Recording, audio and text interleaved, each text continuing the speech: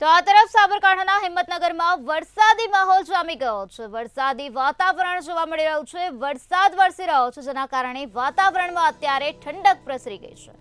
સાબરકાંઠાથી આ મહત્વપૂર્ણ સમાચાર સામે આવ્યા, જ્યાં શહેર અને આસપાસના ગ્રામ્ય પંથકમાં વરસાદ વરસ્યો। હડિયોલ, કાંકણોલ સહિતના પંથકમાં વરસાદ જોવા મળ્યો છે। વરસાદને લઈને સમગ્ર પંથકમાં અત્યારે ઠંડક પ્રસરી ગઈ છે।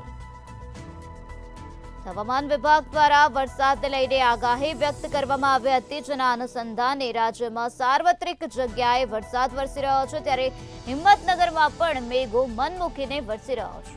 તો આકાશમાં કાળા ડિબાંગ વાદળો નજરે પડી રહ્યા છે। બીજી તરફ સતત વરસાદ વરસવાના કારણે વિઝિબિલિટીમાં પણ ઘટાડો થયેલો જોવા મળ્યો છે।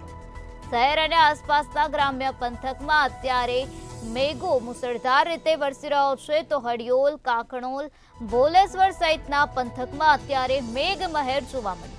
વરસાદને લઈને સમગ્ર પંથકમાં અત્યારે ઠંડક પ્રસરી ગઈ છે, તો બીજી તરફ અનેક નીચાણવાળા રસ્તાઓ પર વરસાદી પાણી ભરાયા હોવાની વિગતો પણ પ્રકાશમાં આવી છે।